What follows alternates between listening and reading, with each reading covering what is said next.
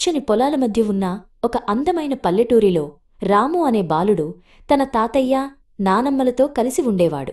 వాళ్ళంటే రాముకు చాలా ఇష్టం. కాని నగరంలో ఉద్యోగం చేస్తున్న తన అమ్మానాన్నలను తలుచుకుని బాధపడేవాడు.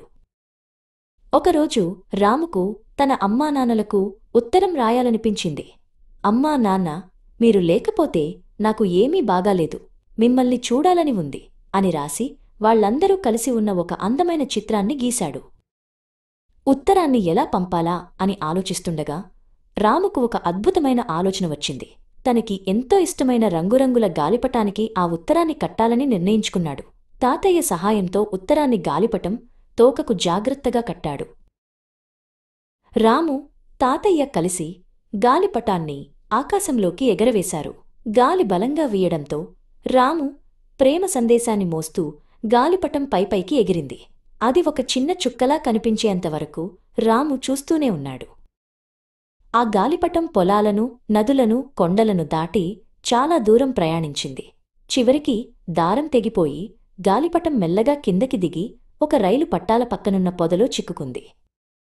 సురేష్ అనే దయగల రైల్వే ఉద్యోగి పట్టాలను తనిఖీ చేస్తుండగా పొదలో చిక్కుకున్న ఆ రంగుల గాలిపటాన్ని చూశాడు. ఆసక్తితో దాని దగ్గరకు వెళ్లాడు.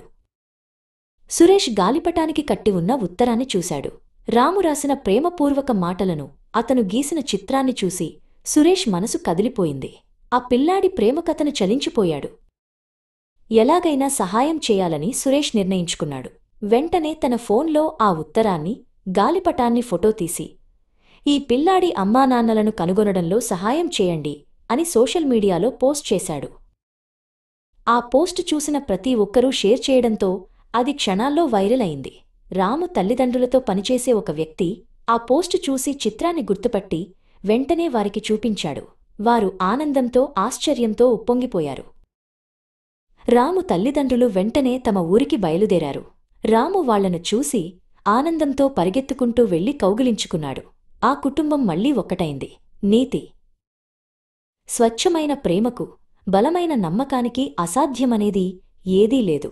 మనసులో మంచి ఉంటే ప్రపంచం మొత్తం మనకు సహాయం చేయడానికి ముందుకొస్తుంది.